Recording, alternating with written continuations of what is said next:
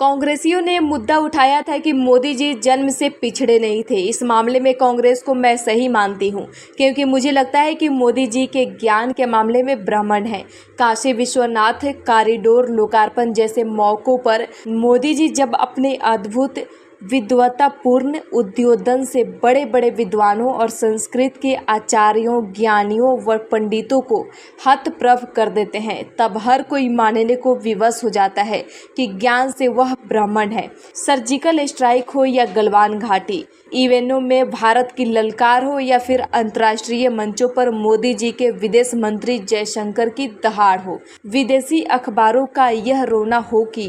भारत की अज्ञात पाकिस्तान में दर्जनों नागरिकों यानी आतंकवादियों की हत्या कर चुके हैं, या फिर भारत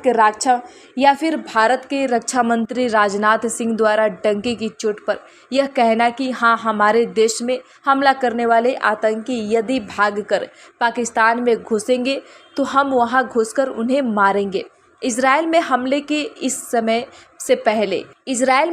के समय पहले आगे बढ़कर मोदी जी द्वारा उसे आतंकी हमला ठहराने हो, या फिर यूक्रेन रूस मुठभेड़ परमाणु युद्ध के मुहाने तक पहुंचने पर ये युद्ध का समय नहीं है कहते हुए तीसरे विश्व युद्ध की ओर बढ़ रहे पुतिन का हाथ पकड़ लेने वाले सच्चे मित्र का दूरदर्शी साहस हो। ऐसे अनेक राष्ट्रीय अंतर्राष्ट्रीय संवेदनशील मौक़ों पर मोदी जी रणभूमि में मोर्चा संभाले हुए सबसे बहादुर क्षत्रिय योद्धा नजर आते हैं। अपने 10 वर्षों के कार्यकाल में भारत की अर्थव्यवस्था को 10वें नंबर से 5वें नंबर तक पहुंचाने वाले मोदी जी जब पूरे आत्मविश्वास से कहते हैं कि उनके तीसरे कार्यकाल में भारत की अर्थव्यवस्था दुनिया में तीसरे नंबर पर पहुंच जाएगी, और जब उसी मोदी को अमेरिका जैसे सबसे शक्तिशाली देश का राष्ट्रपति कहता है कि मोदी से बड़ा नेगोशिएटर उसने आज तक नहीं देखा, तब यह मानने को हर कोई विवश हो जाता है कि मोदी जी से बड़ा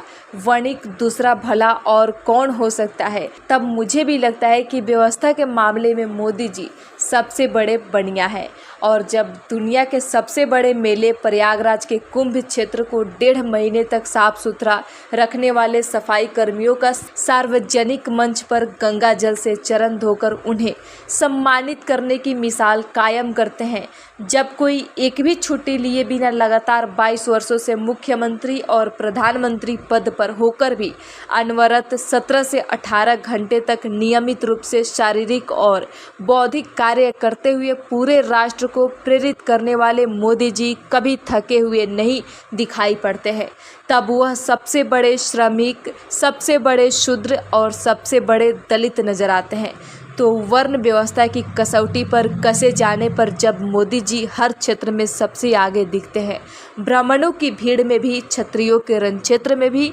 बनियों के व्यवसाय में भी और सेवकों के सेवा भाव में भी, तब फिर वह भला पिछड़े कैसे हो सकते हैं। उनसे बड़ा अगड़ा माई का लाल दूसरा कोई तो दिखता ही नहीं मुझे। तो आप क्या कहना चाहेंगे मोदी जी के बारे में? कमेंट बॉक्स में अपनी अपनी राय जरूर रखिएगा।